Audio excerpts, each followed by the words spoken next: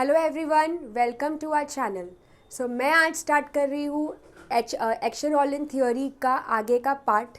ठीक है, last lecture में मैंने आपको सिखाया था कि हेक्सर-ऑलिन थ्योरी है क्या, उसके टेबल्स, उसके डायग्राम्स। ठीक है, आज हम सीखेंगे हेक्सर-ऑलिन थ्योरी के लिमिटेशंस कि आखिर में हेक्सर-ऑलिन थ्योरी को किस वजह से क्रिटिसाइज किया गया। ठीक है, इसके अलावा हम सीखेंगे कि रिकार्डो और हेक्सर-ऑलिन थ्योरी के बीच में डिस्टिंग्विश बिटवीन क्या है, और लास्ट में हम लोग ऑब्जेक्टिव्स को सॉल्व करेंगे। ठीक है, चलो लिमिटेशंस, ये आपको 5 मार्क्स के लिए आ सकता है कि हेक्सर-ऑलिन थ्योरी का लिमिटेशंस क्या है। लिमिटेशंस का मतलब होता है डिसएडवांटेज, कि इनकी थ्योरी ने किधर किधर क्या गलती की है। तो पहला, इनका अजम्पशन जो है वो काफ़ी अनरियलिस्टिक है।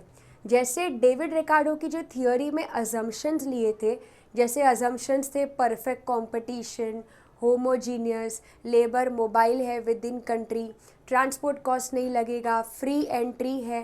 तो ये सारे जो अजम्पशंस लिए हैं ना इनकी थ्योरी में, वो काफ़ी अनरियलिस्टिक है।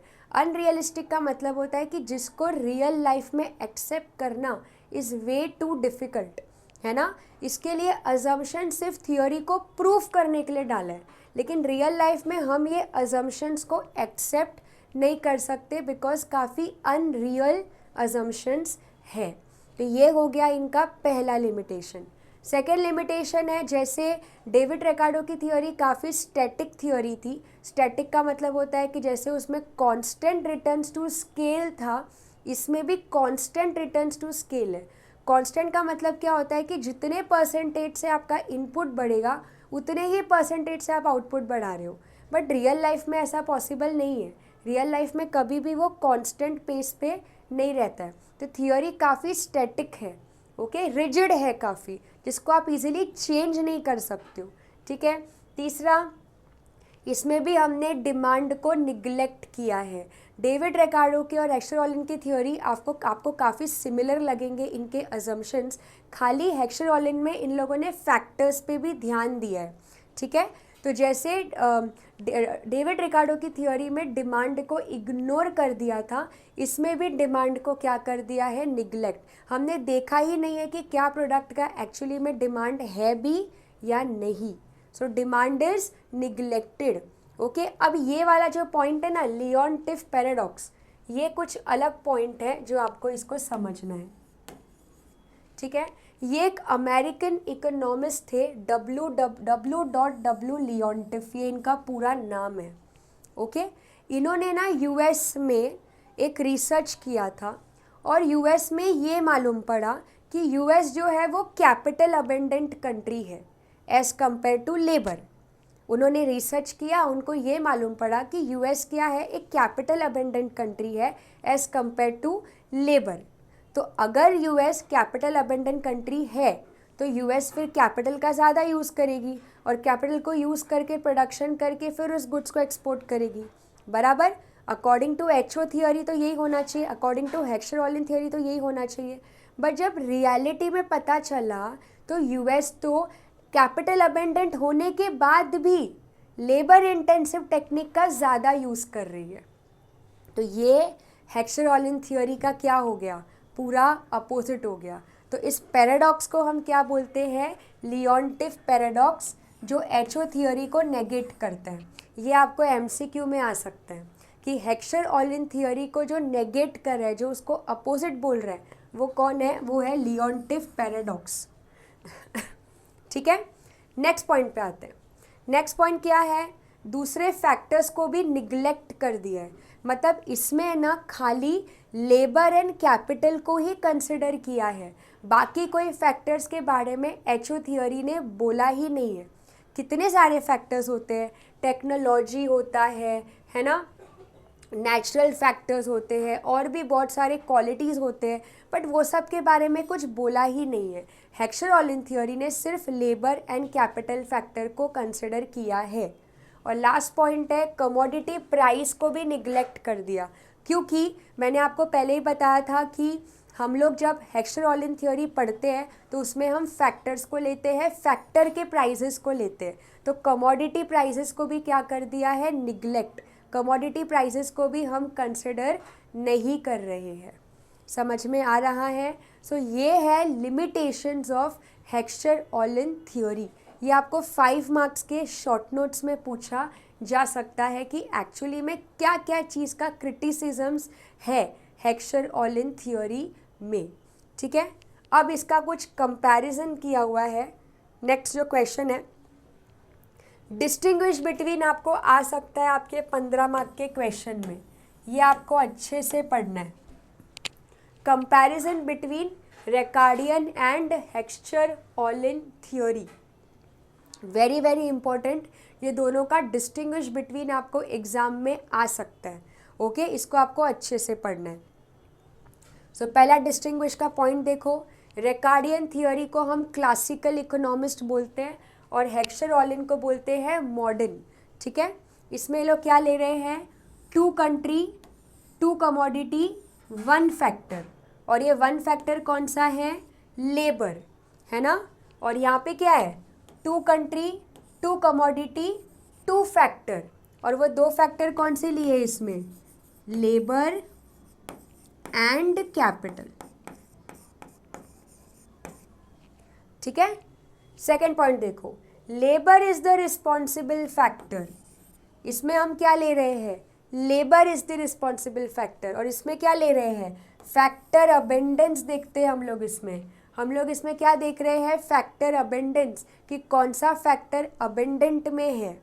ठीक है, नेक्स्ट इसमें हम लोग एक्सप्रेस किस में कर रहे हैं, लेबर आवर्स पे, लेबर थ्योरी देखते हैं हम लोग इसमें, और इसमें हम क्या देख रहे हैं, price theory, factor price theory, जो हम लोग रेशियो से निकाल रहे थे।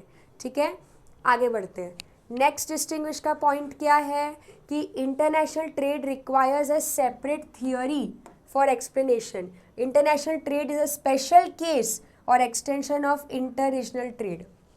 अकॉर्डिंग टू डेविड रिकार्डो, ये लोग क्या बोलते हैं कि इंटरनेशनल ट्रेड करने के लिए सेपरेट थ्योरी की ज़रूरत है, और हेक्सर-ऑलिन बोलते हैं कि इंटरनेशनल ट्रेड खाली एक स्पेशल केस है, इसके लिए अलग से थ्योरी करने की ज़रूरत नहीं है। नेक्स्ट, नेग्लेक्ट स्पेस एलिमेंट, इसमें स्पेस एलिमेंट को नेग्लेक्ट किया है, इसमें स्पेस को लिया है लेकिन अलग से। ठीक है, इसमें difference in labour efficiency is taken into account, इसमें लेबर एफिशिएंसी को चेक किया है, और इसमें फैक्टर सप्लाई देखा है। फैक्टर सप्लाई मतलब कौन सा फैक्टर का आप ज़्यादा यूज़ कर रहे हो और सप्लाई कर रहे हो। नेक्स्ट, इसमें नॉर्मेटिव अप्रोच है और इसके अंदर पॉजिटिव अप्रोच है। ठीक है, नॉर्मेटिव और पॉजिटिव में क्या फ़र्क है, पॉजिटिव डायरेक्टली कंक्लूजन पे आता है, नॉर्मेटिव हमें ये भी बताता है कि उसके पीछे रीज़न क्या था। ठीक है, फिर डिफरेंस इन फैक्टर सप्लाई, इसमें फैक्टर सप्लाई को कंसिडर नहीं किया गया है और इसमें फैक्टर सप्लाई को कंसिडर किया गया है। सो ये था आपका टोटल 8 पॉइंट्स। आपको अगर समझो 15 मार्क को ऐसे डिवाइड करके पूछा गया 7, 8 में, तो ये आपको डिस्टिंग्विश आपके 15 मार्क के क्वेश्चन में आ सकता है। तो ये डिस्टिंग्विश को स्टार मार्क कर देना, वेरी इंपॉर्टेंट, ये आपको एग्जाम में आ सकता है।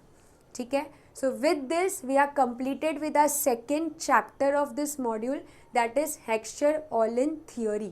ठीक है, हमने सबसे पहले डेविड रिकार्डो थ्योरी को समझा, चैप्टर 2 हमने सीखा हेक्सर-ऑलिन थ्योरी के बारे में। अभी हमारे ये मॉड्यूल के 2 चैप्टर्स और है, तो उसके बाद हमारा पूरा मॉड्यूल 1 ख़त्म हो जाएगा। ठीक है, अभी हम थोड़ा सा इसके ऑब्जेक्टिव्स कर लेते हैं, MCQ सॉल्व कर लेते हैं, ताकि आप लोगों का रिविजन हो जाएगा। ठीक है, तो चलो इसके ऑब्जेक्टिव्स पे आ जाते हैं। सबसे पहला क्वेश्चन देखो, यहाँ पे क्या लिखा है, एक्सप्लेन हेक्सर-ऑलिन थ्योरी। ये कुछ क्वेश्चंस है बच्चों जिस पे आपको आंसर्स आएगा, जैसे एक्सप्लेन हेक्सर-ऑलिन थ्योरी, फिर international trade is but a special case of inter regional trade, इसमें आपको वो जनरल इक्विलिब्रियम का लाइन इसमें एक्सप्लेन करना है। फिर a country specialize in the production of that commodity which requires more of its abundant factor, इसमें वापस से आपको हेक्सर-ऑलिन थ्योरी को एक्सप्लेन करना है। और ये आपके शॉर्ट नोट्स है, factor intensity, factor abundance, limitations and comparison, ये सब मैंने आपको लेक्चर में ऑलरेडी सिखा दिया है, ठीक है। अभी हम आते हैं ऑब्जेक्टिव क्वेश्चंस पे।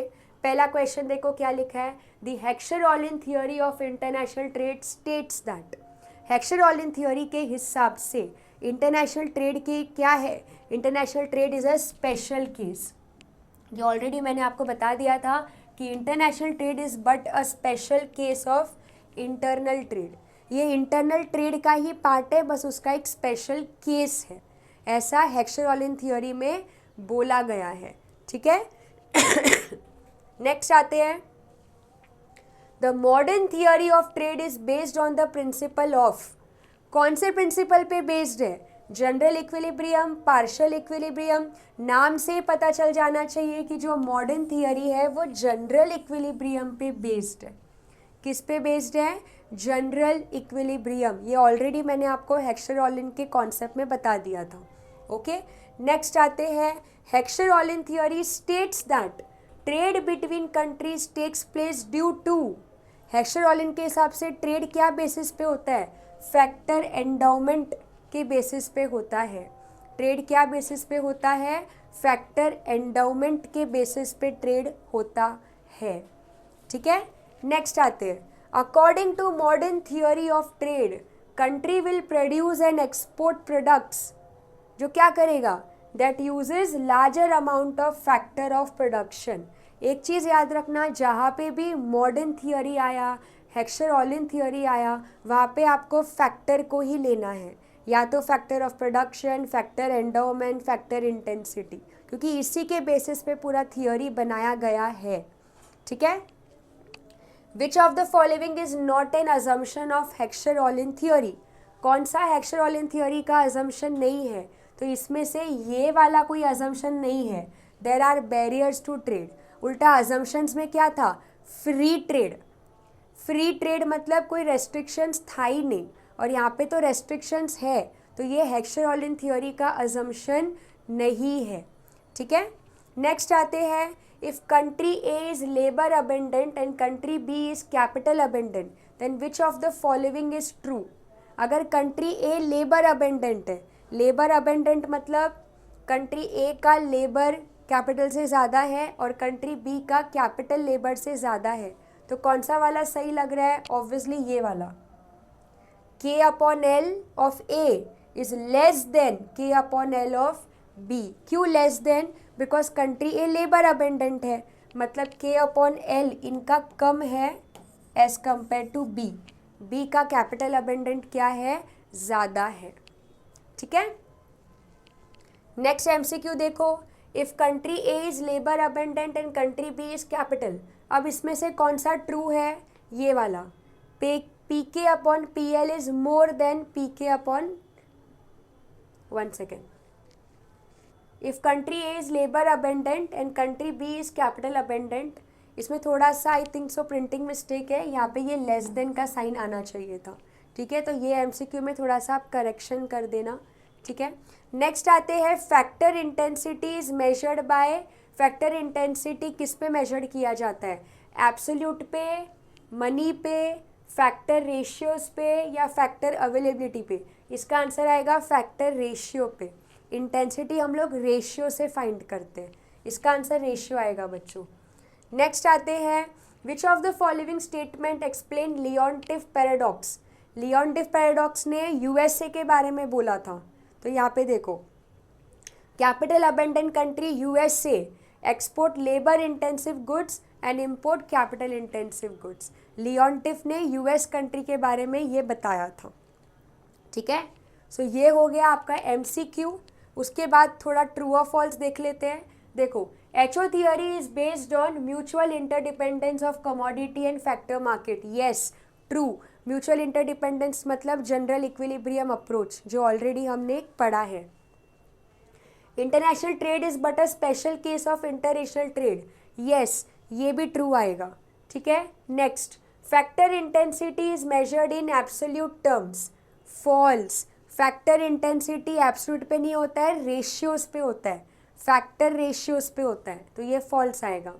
HO theory is disproved on the basis of Leontief paradox. True. Leontief paradox ने इनकी थियोरी को क्या किया था, डिसअप्रूव किया था। Okay, factor abundance results in low factor cost. Yes, जिस कंट्री में जो फैक्टर ज़्यादा है मतलब उनका खर्चा क्या लगने वाला है, कम। जो चीज़ अबेंडेंस में रहती है उसका कॉस्ट कम लगता है। Last, HO theory is also based on unrealistic assumptions. True, Heckscher Ohlin theory unrealistic assumptions पे बेस्ड है, ठीक है। और लास्ट आते हैं मैच द कॉलम पे। तो देखो, म्यूचुअल इंटरडिपेंडेंस मतलब जनरल इक्विलिब्रियम होता है। फैक्टर इंटेंसिटी मतलब फैक्टर रेशियोज। फैक्टर अबेंडेंस मतलब लो फैक्टर प्राइस, ठीक है, लो कमोडिटी प्राइस जो इंटरनेशनल ट्रेड का बेसिस है। और लियोनटिफ पैराडॉक्स ने क्या किया है, एचओ थियोरी को नेगेट किया है, ठीक है। सो यहाँ पे अपना यूनिट नंबर 2 एचओ थियोरी बच्चों ख़त्म होता है। सो हमारा मॉड्यूल 1 के 2 चैप्टर्स ख़त्म होते हैं। और अभी तक अगर आपने डेविड रिकार्डो हेक्सर-ऑलिन थियोरी का मेरा वो वीडियो नहीं देखा है तो जल्दी से वो कॉन्सेप्ट को देख लीजिए, समझ लीजिए और पढ़ना चालू कर दीजिए। ओके, आई होप आपको आज का लेक्चर समझा होगा। नेक्स्ट लेक्चर हम स्टार्ट करेंगे with unit number 3। Thank you so much.